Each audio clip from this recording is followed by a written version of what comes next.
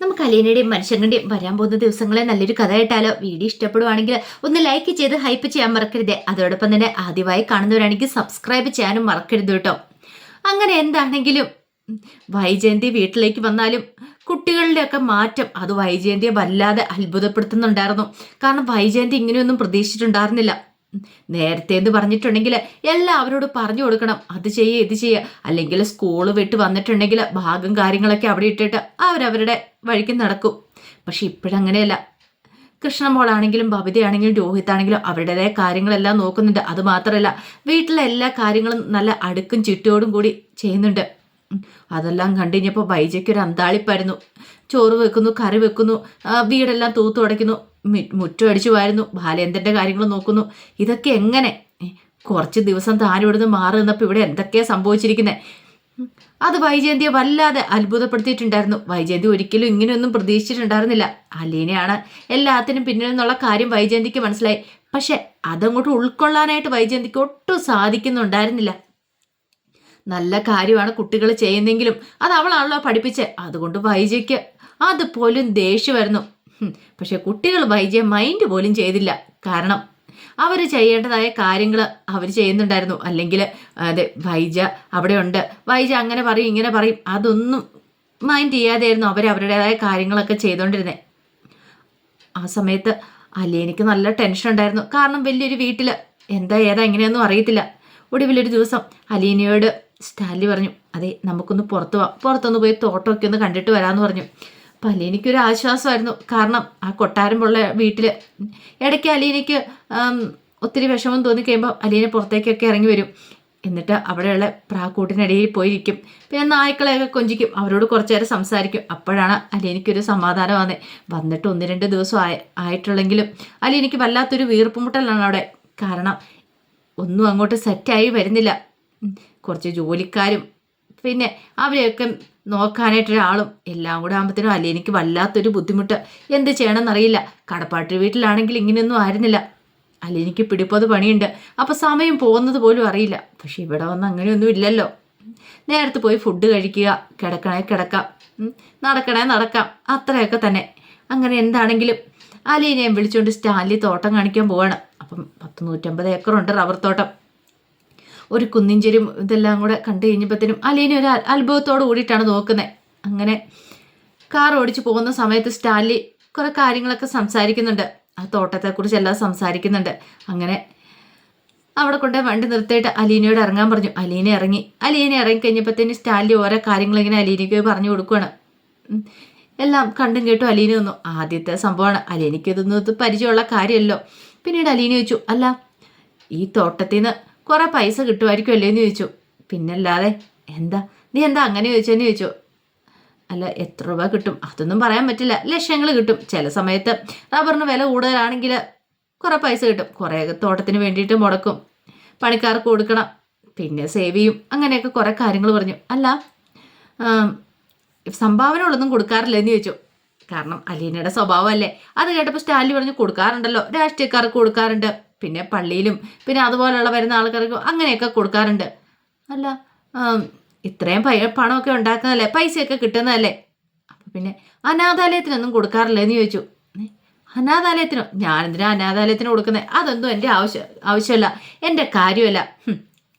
അങ്ങനത്തെ കേസുകളൊക്കെ നോക്കുന്ന ആൻ്റപ്പന, അവൻ വേണമെങ്കിൽ കൊടുക്കും, അവനോട് ആരെങ്കിലും ചോദിച്ചുകൊണ്ട് വരുവാണെങ്കിൽ അവൻ കൊടുക്കും, അത്രേ ഉള്ളൂ. അത് കേട്ട് കഴിഞ്ഞപ്പം അലീന പറഞ്ഞു, അത്രേ ഉള്ളോ? അപ്പോൾ പപ്പ എന്നും ഇതുവരെയായിട്ടും കൊടുത്തിട്ടില്ലേ? ഒന്നും കൊണ്ട് നേരിട്ട് കൊടുക്കുകയൊന്നും ചെയ്തിട്ടില്ലേ? അതിൻ്റെ ആവശ്യമൊന്നും എനിക്കില്ല എന്ന് പറഞ്ഞു. അത് കേട്ടതും അലീന പറഞ്ഞു, അങ്ങനെ പറയരുത് പപ്പ. പപ്പ ഇപ്പം പറഞ്ഞില്ലേ ആവശ്യമില്ലാന്ന്. ഇങ്ങനെയുള്ളൊരു ഓർഫനേജിലാണ് ഞാൻ 10-23 വർഷക്കാലം വളർന്നത്. അത് പപ്പ ഓർമ്മിക്കണം. ഇത്രയും പൈസയൊക്കെ കിട്ടിക്കഴിയുമ്പോൾ ഇത്ര ദൂരത്തൊക്കെ കാണിക്കുന്ന സമയത്ത് പാവങ്ങൾക്ക് കൂടെ കുറച്ച് കൊടുക്കണം. ഈ ഓർഫനേജിലൊക്കെ കൊടുക്കുകയാണെങ്കിൽ അതിൻ്റെ പുണ്യം പപ്പായ്ക്ക് കിട്ടും. എത്രയോ കുഞ്ഞുങ്ങളുണ്ടെന്നറിയാവോ? അതെല്ലാം കേട്ട് കഴിഞ്ഞപ്പോഴത്തേനും ഒരു നിമിഷം ഇങ്ങനെ ഒന്ന് നോക്കി സ്റ്റാൻലി. എന്നിട്ട് സ്റ്റാൻലി പറഞ്ഞു, അതെ എനിക്ക് അതിനെക്കുറിച്ചൊന്നും അങ്ങനെ അറിയണ്ടായിരുന്നില്ല. അല്ല ഇനിയൊരു കാര്യം ചെയ്യാം, നീ പറഞ്ഞോ, എവിടെ കൊടുക്കണമെന്ന് പറഞ്ഞാൽ മതി, ഞാൻ ക്യാഷ് തരാം എന്ന് പറഞ്ഞു. അത് കേട്ട് കഴിഞ്ഞപ്പോഴത്തേനും അലീന പറഞ്ഞു, അല്ല ഞാൻ പപ്പായോട് പറഞ്ഞതേ ഉള്ളൂ, എപ്പോഴും നമ്മൾ ഓരോ കാര്യങ്ങൾ ചെയ്യുന്നതിന് മുമ്പ് എന്താ ചെയ്യുന്നത് എങ്ങനെയാ ചെയ്യുന്നതെന്നൊക്കെ എല്ലാം അറിഞ്ഞിരിക്കണം. അലീനയുടെ ദീർഘവീക്ഷണവും കാര്യങ്ങളൊക്കെ ഉണ്ടായിരുന്നു. അതൊക്കെ കേട്ട് കഴിഞ്ഞപ്പോൾ സ്റ്റാലിൻ ഞെട്ടിപ്പോയി. സ്റ്റാലിൻ പ്രതീക്ഷിച്ചുകൊണ്ടിരുന്നേ ഇത്ര നാളൊരു വീട്ടിൽ ജോലിക്ക് ഇരിക്കുമായിരുന്നു, അതിനു മുമ്പ് ഓർഫനേജിലും. പക്ഷെ ഇവൾക്ക് ഇത്രമാത്രം ഉത്ബോധമുണ്ട്, അല്ലെങ്കിൽ ഇവളും ഇത്രമാത്രം കടന്നു ചിന്തിക്കുമെന്നൊന്നും സ്റ്റാലിൻ ഒരിക്കലും പ്രതീക്ഷിച്ചില്ല. അല്ലെ എനിക്ക് മനസ്സിലായിട്ടുണ്ടായിരുന്നു, വന്ന് 1-2 ദിവസം ആയിട്ടുള്ളെങ്കിലും ആ വീട്ടിൽ നടക്കുന്ന ദൂരത്തിനെ കുറിച്ചും കാര്യങ്ങളെക്കുറിച്ചൊക്കെ. കാരണം സ്റ്റാലിൻ കൂടുതലായിട്ടൊന്നും അന്വേഷിക്കില്ല. പണിക്കാർക്ക് പൈസ കൊടുക്കുന്നു, പണിക്കാർ പണിയുന്നു, അങ്ങനെ കാര്യങ്ങളൊക്കെയാ. അല്ലാതെ അതിനകത്ത് അവരെന്തേലും അടിച്ചു മാറ്റിയോ അങ്ങനെ അതിനെക്കുറിച്ചൊന്നും സ്റ്റാലിൻ ചെകാനായിട്ടൊന്നും പോകത്തില്ല. സ്റ്റാലിയുടെ റുട്ടീനുണ്ട്. കൃത്യസമയത്ത് ഫുഡ് കഴിക്കണം, മദ്യം കഴിക്കേണ്ട സമയത്ത് മദ്യം കഴിക്കണം, നടക്കേണ്ട സമയത്ത് നടക്കണം, അങ്ങനെയൊക്കെയാണ്. അത് വിട്ടൊന്നുമില്ല, അതിനപ്പുറത്തേക്ക് ഒന്നുമില്ല താനും. അതൊന്നും പക്ഷെ അലീനയ്ക്ക് അങ്ങോട്ട് പെട്ടെന്ന് ഉൾക്കൊള്ളാൻ പറ്റുന്ന കാര്യമായിരുന്നില്ല താനും.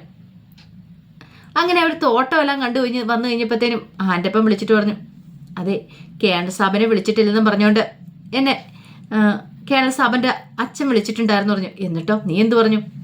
അത് ഞാൻ മോളെയും കൊണ്ട് തോട്ടം കാണിക്കാൻ പോയിരിക്കുമെന്ന് പറഞ്ഞു. മോളെയും കൊണ്ട് തോട്ടം കാണിക്കാനോ? നിന്നോട് ആരാടാ അങ്ങനെ പറയാൻ പറഞ്ഞേ? അത് പിന്നെ ഞാൻ എന്ന് പറഞ്ഞുകൊണ്ട് സ്റ്റാലിൻ അകത്തേക്ക് കയറി. പിന്നീട് അത് കുടിച്ചാനെ വിളിക്കണം. അപ്പോഴേക്കും ആൻ്റപ്പം പറഞ്ഞു, ദൈവമേ ഇനിയിപ്പം കേണൽ സാബിൻ്റെ അച്ഛനും കൂടെ വന്നാൽ തീർന്നു മോളെ. മിക്കവാറും അങ്ങേര് വന്നിട്ടുണ്ടെങ്കിൽ മോളെ കെട്ടിക്കാൻ ചാൻസ് ഉണ്ട്. നല്ല ദേഷ്യത്തിൽ എന്നോട് സംസാരിച്ചെന്ന് പറഞ്ഞു. അത് കേട്ടപ്പോൾ അലീന ഒരു ചെറു പുഞ്ചിരിയോട് കൂടിയിട്ട് മുറിയിലേക്ക് കയറിപ്പോയി. അതേസമയം അത് കുട്ടിച്ചായ സ്റ്റാലിയെ വിളിച്ചിട്ട് ചീത്ത പറയണം, എടാ ആ പെണ്ണിനെ ആരോട് ചോദിച്ചിട്ടാണ് നീ കൊണ്ടുവന്നേ? അല്ല അത് പിന്നെ അപ്പച്ച നിന്നോട് ഞാൻ പറഞ്ഞല്ലേ അവളെ കൂട്ടിക്കൊണ്ട് വരില്ലെന്ന്, എന്തേലും കൊടുത്ത് ഒഴിവാക്കാൻ പറഞ്ഞല്ലേ? എന്നിട്ട് എൻ്റെ വാക്കിനൊരു വിലയില്ലേടാ. അത് എനിക്ക് ശരിയെന്ന് തോന്നുന്ന കാര്യം ഞാൻ ചെയ്ത്. അപ്പച്ച നിനക്ക് ശരിയെന്ന് തോന്നുന്ന കാര്യം ഞാൻ അങ്ങോട്ടേക്ക് വരട്ടെ, ഞാൻ കാണിച്ചു കൊടുക്കുന്നുണ്ട്. എടാ ഒഴിവാക്കേണ്ട കാര്യങ്ങളൊക്കെ ഒഴിവാക്കണം. നിനക്ക് ഒട്ടും ബുദ്ധിയും ബോധം ഇല്ലെന്നായോ? എല്ലാവരുടെയും നീ തന്നെ സമാധാനം പറയണ്ടേ?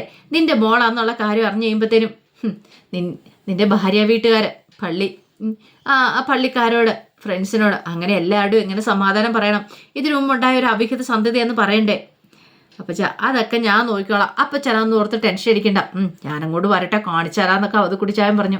സ്റ്റാലിനിക്ക് വല്ലാത്തൊരു അസ്വസ്ഥത തോന്നി.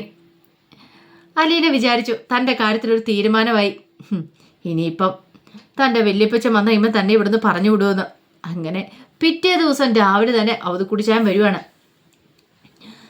വന്ന് കഴിഞ്ഞപ്പോഴത്തേനും സ്റ്റാലി അങ്ങോട്ട് ഇറങ്ങിച്ചെന്നു. അപ്പച്ച കയറി വരാനൊക്കെ പറഞ്ഞു. അങ്ങനെ ആ അപ്പച്ചനെ വിളിച്ചുകൊണ്ട് കുറച്ച് മദ്യമൊക്കെ എടുത്ത് കൊടുക്കണം.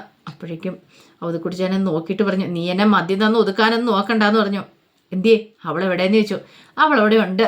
എടാ നീ എന്ത് പരിപാടിയെ കാണിച്ചേ? അവൾക്ക് എന്താ വേണ്ടതെന്ന് ചോദിക്കാൻ വല്ലായിരുന്നോ? പണം വേണേ പണം കൊടുക്കാം, ഇനി അല്ലാതെ സ്ഥലം വേണമെങ്കിൽ അങ്ങനെ, വീട് വേണേ വീട്, കാറ് വേണേ കാറ്, എന്ത് വെള്ളം കൊടുക്കാന്ന് പറ. അവളെ അങ്ങോട്ട് ഒഴിവാക്കി വിടാനുള്ളതിന് പകരം നീ എന്ത് പരിപാടിയെ കാണിച്ചേ? അതങ്ങനെ ഒഴിവാക്കി വിടാൻ പറ്റുന്ന കാര്യമല്ലല്ലോ അപ്പച്ച. നീ ഇതിലപ്പുറം പറയുമെന്ന് എനിക്കറിയാം. എടാ അവനവൻ്റെ അഭിമാനത്തിന് കോട്ട നട്ടുന്ന കാര്യങ്ങളൊന്നും ചെയ്യരുത്, അറിയാലോ? നിനക്ക് എന്ത് ബോധം ഉണ്ടായിട്ടാ നീ അവളെപ്പോലുള്ളൊരുത്തി ഇങ്ങോട്ടേക്ക് വിളിച്ചുകൊണ്ട് വന്നത്? നാണമില്ലാത്തവൻ, കിഴങ്ങൻ എന്നൊക്കെ പറഞ്ഞ് സ്റ്റാലിനെ അധിക്ഷേപിക്കുവാണ്. അപ്പോഴേക്ക് സ്റ്റാലി പറഞ്ഞു, അപ്പച്ച ഞാൻ നീതിക്ക് നിരക്കാത്തതായിട്ട് ചെയ്തിട്ടുണ്ടോ? എനിക്ക് ശരിയെന്ന് തോന്നുന്ന കാര്യം ചെയ്തു, അത്രേ ഉള്ളൂ. 10-23 വർഷക്കാലം ഓർഫനേജ് കഴിഞ്ഞല്ലേ, ഇനിയെങ്കിലും അവള് എന്നോടൊപ്പം കഴിയട്ടെ എന്ന് പറഞ്ഞു. നിനക്കതൊന്നും പറഞ്ഞാൽ മനസ്സിലാവത്തില്ല. എന്താണെങ്കിലും ഞാൻ അവളെ ഒന്ന് കാണട്ടെ. എവിടെ അവളുടെ റൂമെന്ന് ചോദിച്ചു. അങ്ങനെ റൂമിൻ്റെ അങ്ങോട്ട് ചെന്നപ്പോൾ അലീന അവിടെ ഇല്ല. സ്റ്റാലി ആൻ്റപ്പനെ വിളിച്ചു. എവിടെ അലീന എവിടെയെന്ന് ചോദിച്ചു. അടുക്കളയിലുണ്ട് കേണൽ സാബ്, അവളെ ഇങ്ങോട്ട് വിളിക്കാൻ പറഞ്ഞു. അങ്ങനെ അലീനെ അങ്ങോട്ട് വിളിക്കുകയാണ്. അലീനെ അങ്ങോട്ട് നടന്നു വരുന്ന കണ്ടപ്പോൾ അവതെ കുടിച്ചാൻ ഒന്നുകൂടെ ഒന്ന് നോക്കി, തൻ്റെ കണ്ണടയൊക്കെ ഒന്ന് ക്ലിയർ ആയിട്ട് വെച്ച് നോക്കി. തൻ്റെ ചിന്നമ്മ നടന്നു വരുന്ന പോലെ തന്നെയുണ്ട്. ഒരു നിമിഷം അന്തം വിട്ടുപോയി. സ്റ്റാലി അപ്പച്ചനെ തന്നെ നോക്കുകയാണ്. ആ സമയത്ത് അവത് കുടിച്ചാന് അടുത്തേക്ക് നടന്നു വരുന്ന ആ പെൺകുട്ടിയെ തന്നെ ശ്രദ്ധിക്കുകയാണ്. ചിന്നമ്മ ചട്ടയും മുണ്ടുമായിരുന്നെങ്കിലും ഇതൊരു വ്യത്യാസം മാത്രമേ ഉള്ളൂ. ചുരിദാറാണ് ഇട്ടിരിക്കുന്നത് മാത്രം. അതേ നടത്തം, അതേ കണ്ണും മൂക്കും എല്ലാം അതേപോലെ തന്നെ, അതേ കളറും. ശരിക്കും തൻ്റെ ചിന്നമ്മയാന്ന് തോന്നുന്നു. ഒരു നിമിഷം അന്തം വിട്ട് നിൽക്കുകയാണ്. സ്റ്റാലി ചോദിച്ചു, എന്താ അപ്പച്ച? അപ്പച്ചൻ എന്താ ഇങ്ങനെ നോക്കുന്നത്? പെട്ടെന്ന് അവത് കുടിച്ചാനിങ്ങനെ ഒന്ന് സ്റ്റാലിനെ നോക്കി. അപ്പോഴേക്കും സ്റ്റാലി പറഞ്ഞു, നിങ്ങൾ എന്തെങ്കിലുമൊക്കെ സംസാരിക്കുക, ഞാൻ വരാമെന്നും പറഞ്ഞ് പെട്ടെന്ന് അങ്ങോട്ട് മാറി. അത് കുടിച്ചാൻ അലീനെ ഒന്ന് നോക്കി. എന്നിട്ട് പറഞ്ഞു, ഞാനേ സ്റ്റാലിയുടെ അപ്പനാന്ന് പറഞ്ഞു. അത് കേട്ട് കഴിഞ്ഞപ്പത്തിന് അലീന പറഞ്ഞു, മനസ്സിലായി, ഞാൻ പെട്ടിയും കിടക്കൊക്കെ എടുത്തോട്ടേന്ന് ചോദിച്ചു. എന്തിന്? അല്ല, വല്യപ്പച്ചൻ വന്നു കഴിയുമ്പോൾ എന്നെ ഇവിടുന്ന് പറഞ്ഞു വിടുമെന്ന് പറഞ്ഞു, അതുകൊണ്ടാന്ന് പറഞ്ഞു. ആര് പറഞ്ഞു വിടുമെന്ന്? ഞാൻ പറഞ്ഞു വിടാൻ വന്നൊന്നും അല്ലാന്ന് പറഞ്ഞു. പെട്ടെന്ന് അവധക്കുടിച്ചാൻ പ്ലേറ്റ് മാറ്റി. കാരണം അവധക്കുടിച്ചാൻ ഇനി ഒരു DNA ടെസ്റ്റിന്റെ ആവശ്യം ഉണ്ടായിരുന്നില്ല. ഇത് സ്റ്റാൻലിയുടെ മോളാന്ന് തെളിയിക്കാണ്ട്. കാരണം സ്റ്റാൻലിയുടെ അമ്മ തൻ്റെ ഭാര്യ മുന്നിൽ വന്ന് നിൽക്കുന്ന പോലെയാണ് അവധക്കുടിച്ചാന് തോന്നുന്നത്. ഒരു വ്യത്യാസവും ഇല്ല. ആ പഴയ കാലത്തിലേക്ക് അവധക്കുടിച്ചാൻ്റെ മനസ്സ് പെട്ടെന്ന് പോയി. അലീനയെ കണ്ടപ്പോൾ മുതൽ വല്ലാത്തൊരു ബുദ്ധിമുട്ടായിരുന്നു. അങ്ങനെയുള്ള അലീനയെ പറഞ്ഞു വിടാനായിട്ട് അവധക്കുടിച്ചാന് പറ്റുമോ? പോരാത്തതിന് അലീനയല്ലേ അവധക്കുടിച്ചാനെ പെട്ടെന്ന് തന്നെ കയ്യിലെടുത്ത് കഴിഞ്ഞു. അങ്ങനെ പുലി പോലെ വന്ന അവധക്കുടിച്ചാൻ അവസാനം എലി പോലെയാണ് സ്റ്റാൻലിയുടെ അടുത്തേക്ക് ചെല്ലുന്നത്. സ്റ്റാൻലിയുടെ അടുത്ത് ചെന്ന് കഴിഞ്ഞപ്പം സ്റ്റാൻലി പറഞ്ഞു, അല്ല അപ്പച്ചൻ എന്ത് തീരുമാനിച്ചു? അവളെ പറഞ്ഞു വിടണമെന്നും പറഞ്ഞാണല്ലോ അപ്പച്ചൻ വന്നേ. അതിൻ്റെ ഒന്നും ആവശ്യമില്ലടാ, ഒരു പെങ്കൊച്ചല്ലേ, അതിവിടെ നിൽക്കട്ടെ.